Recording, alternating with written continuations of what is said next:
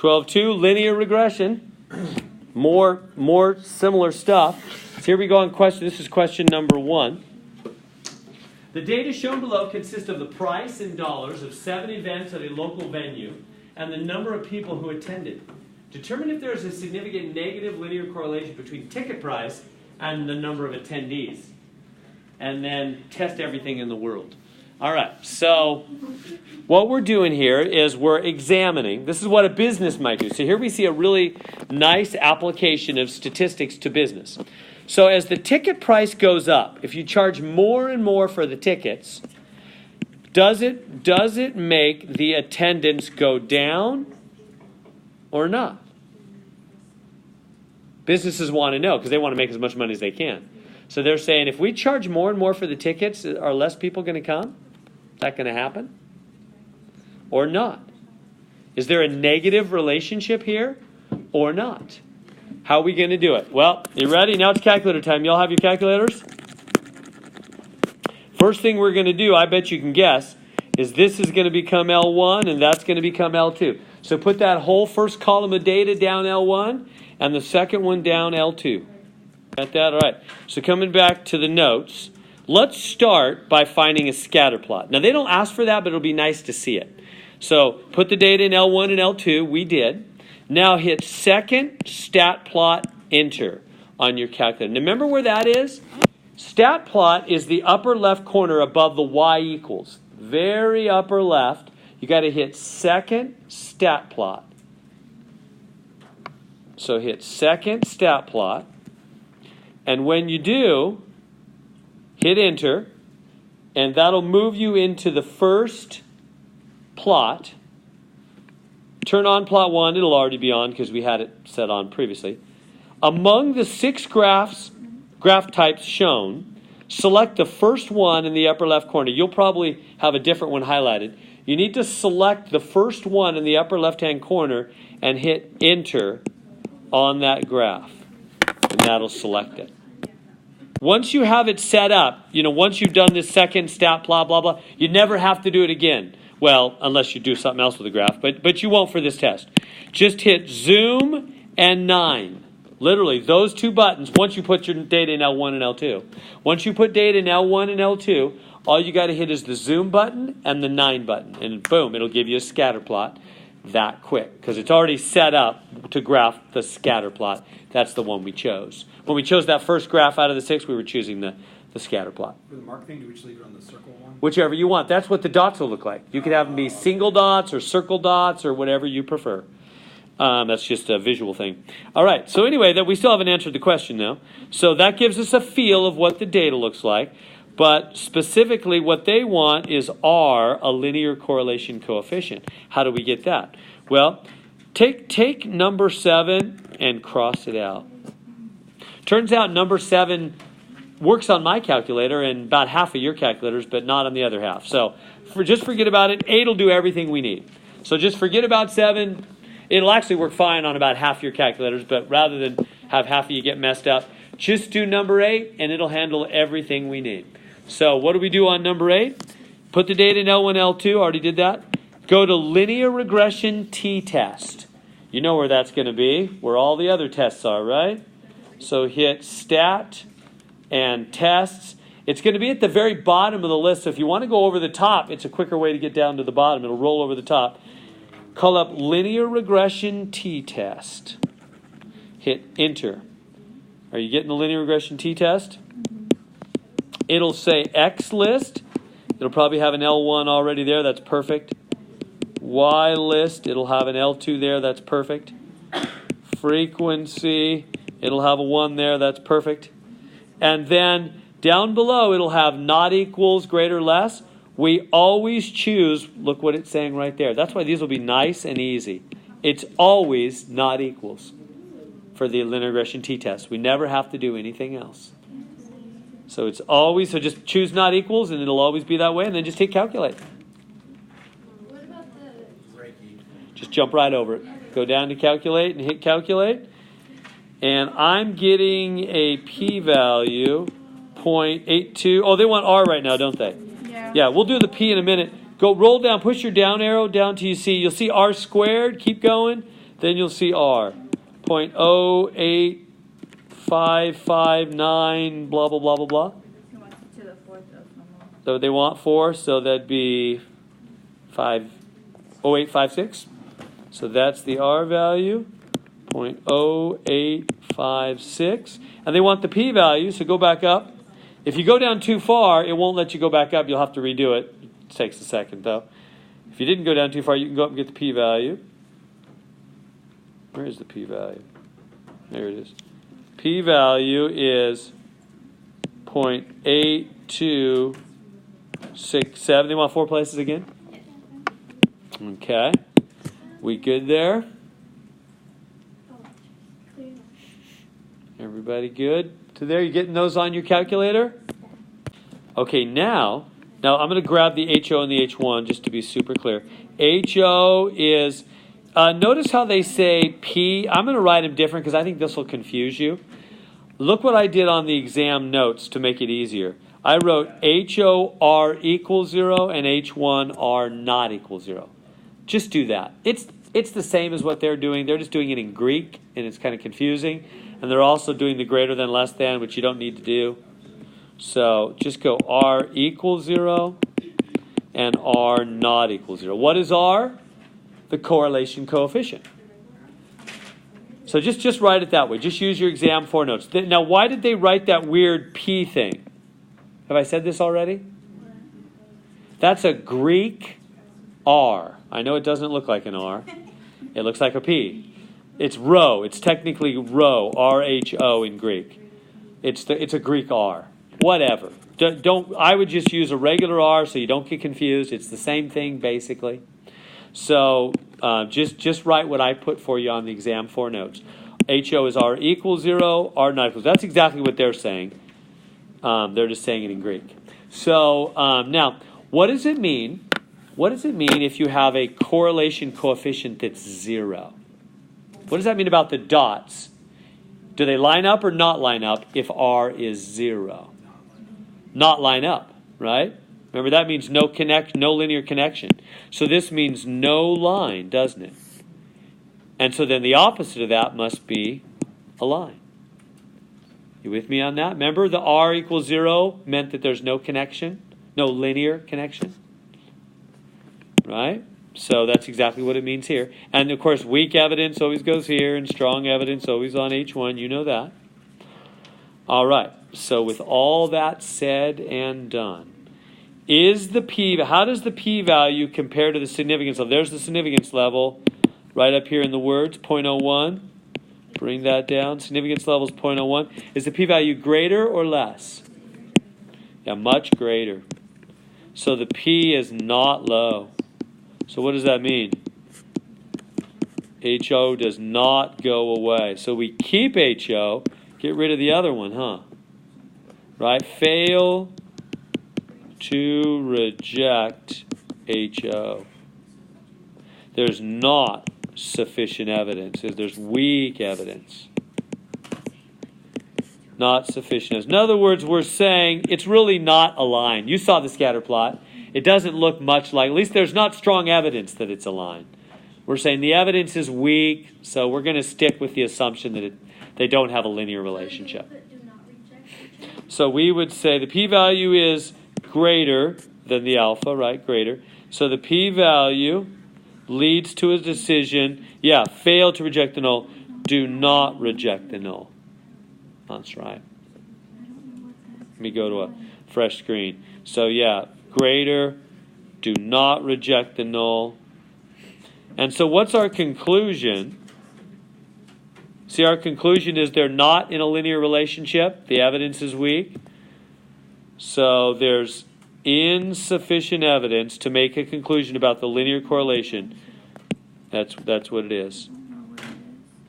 Right? There just wasn't enough evidence there, not strong evidence, that there was really a linear connection between ticket price and attendance. Higher ticket price doesn't necessarily affect attendance. I have a question. For the p-value? Yeah, I did 4 places. Because I got 0.7094 and then a 9 after, and I run it off to 0.095 and I got it wrong. Yeah, there's they're saying that the R and P You have to value. do it what it says there. You have to change it to either lesser or greater. That's how I got it right on my thing. So we're talking about p-value right now. Oh, you mean you changed this on your... In the calculator, yes. Instead of... For the homework, looks like we do have to do that. News to me. So we do. They are being specific. So you've got to change this to less than, and that'll make your p-value come out correct. So this is not the right p-value. So instead, I've got to redo the linear regression t-test. That's exactly, it's coming out right when we do that. So you got to follow whatever lead they give you on that. And so the p-value is 0.5867 is what we're getting on that. Is it always less than?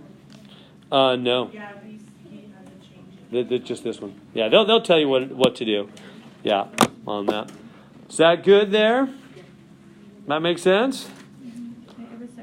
All right, we better move on.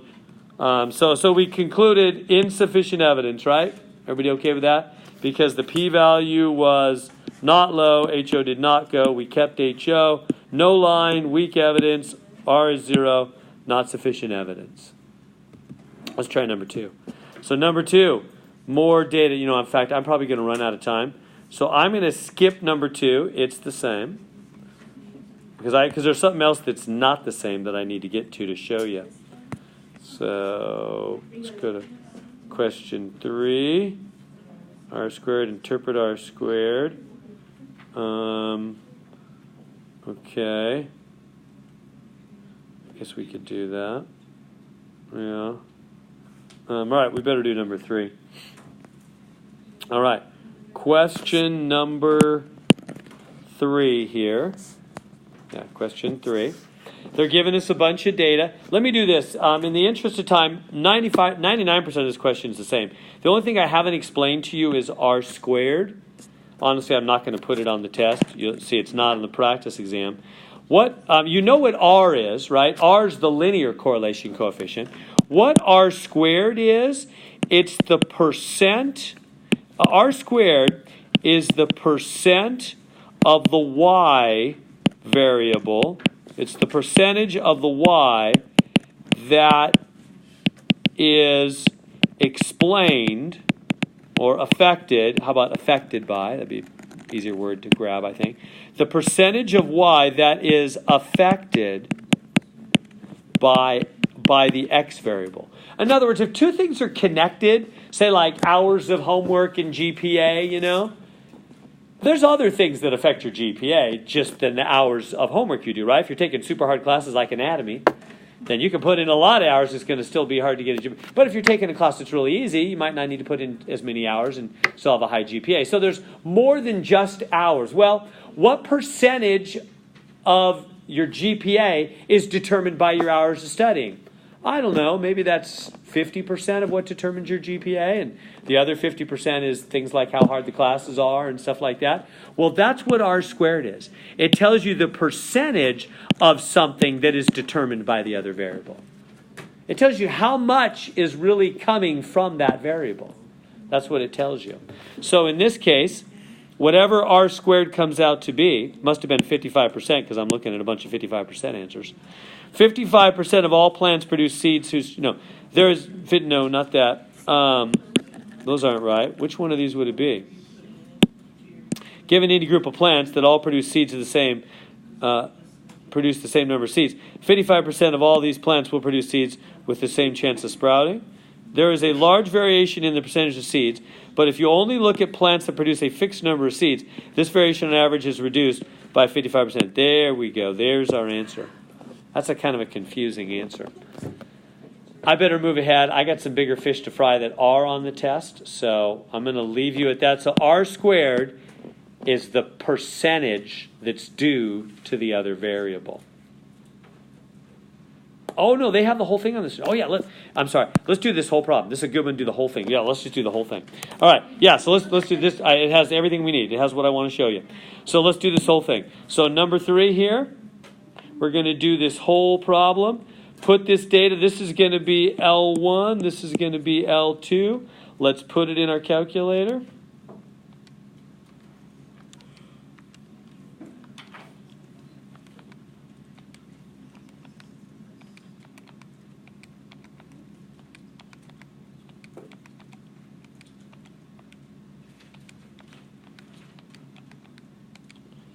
And then put in L2.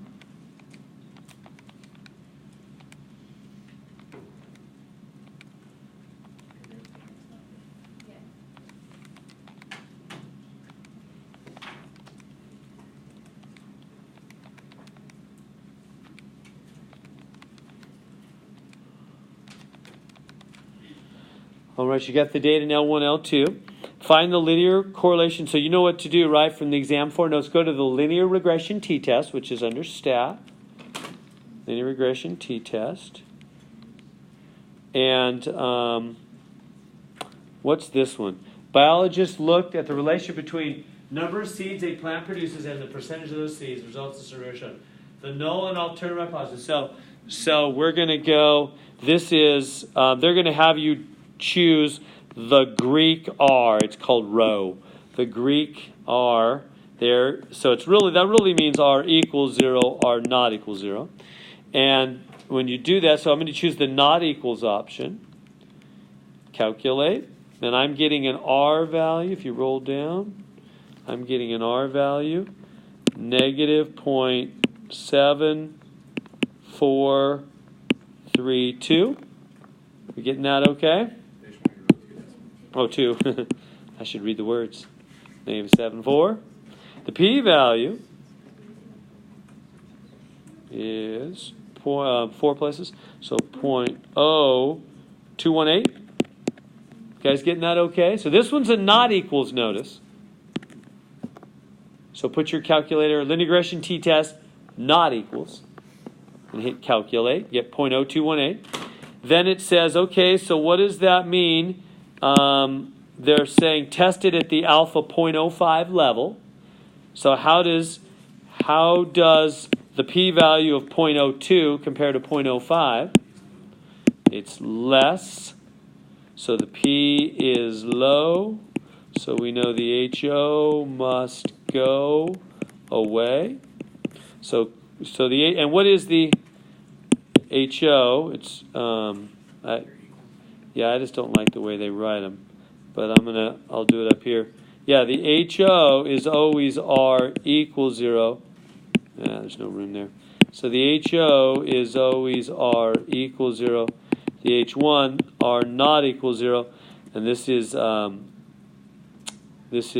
not a line, right? Because var is 0, they don't have a linear relationship. This one is a line. This is weak evidence. This is strong evidence, okay?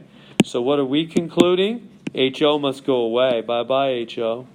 We're keeping H1, which means evidence is strong that they have a linear relationship. Seeds produced and sprout percentage have a linear relationship. I didn't even look at the scatter plot, did you? Hit zoom 9. Oh, they go down a little bit. Anyway, so more seeds are produced is a less sprout. Interesting. All right.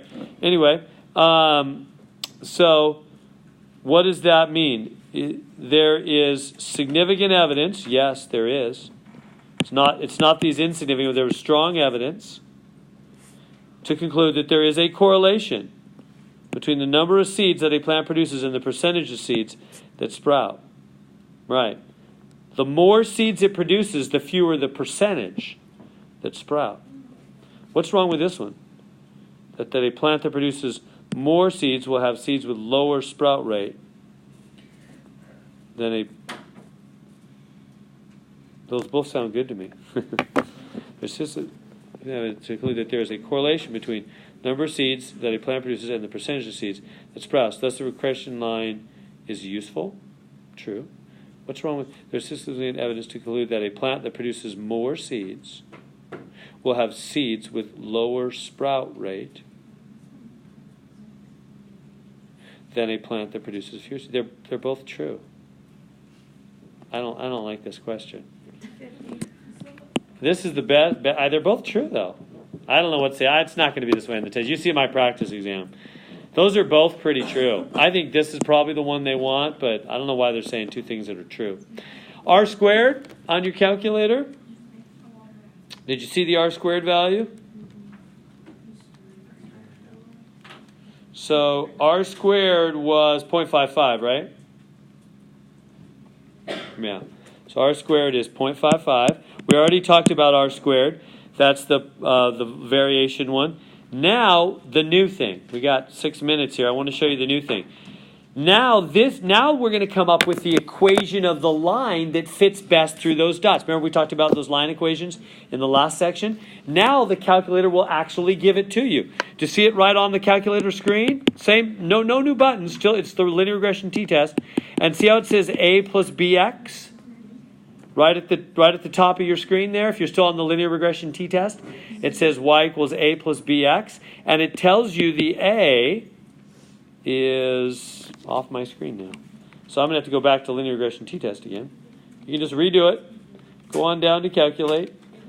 And it's telling me the A is 102.7. So now I'm going to write a bunch of digits here. No, it's the second decimal. Oh, yes. I'll just do 2. Okay.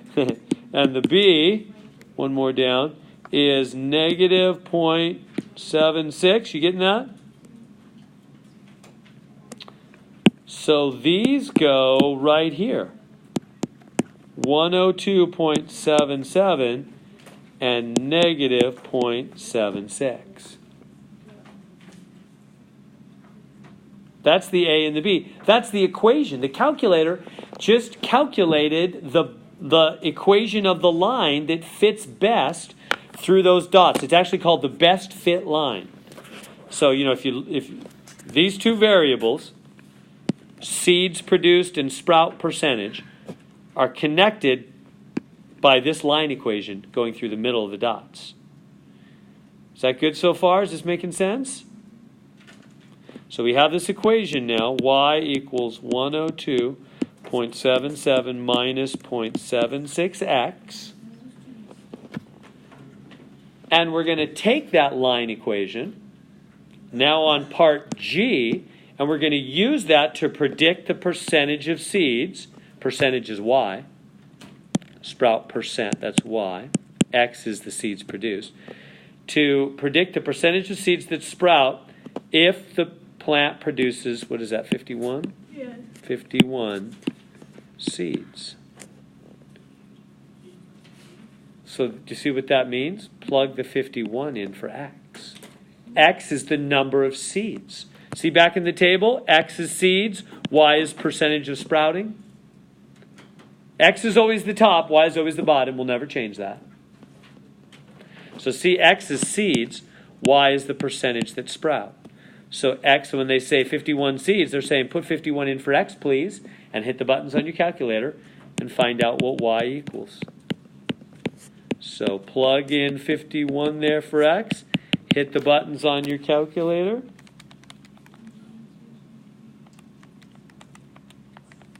And I'm getting 64.01. Whole number, 64. We coming out okay there? We're saying if a plant produces 51 seeds, 64% of them will sprout. That's the prediction. Final question. Interpret the slope. What's the slope on this one? Negative. That's the slope. So that means they have a negative relationship. So that means as X goes up, Y goes down, doesn't it? Yep. Negative relationship. Did we answer all their questions? No, we have one more. One more? Well, it's never ending here. There's an I? Yeah, there's an I. All right, so interpret the y-intercept. Okay, so what was the equation again there? Ask us a million questions. 102.77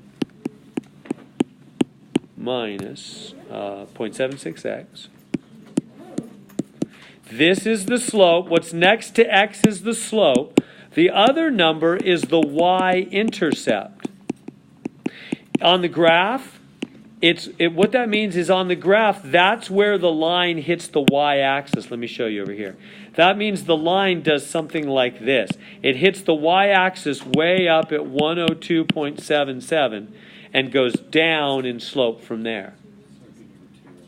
This is the y. This is the x. And what is y? Percentage that sprout, remember? And x is number of seeds. So what does this actually mean?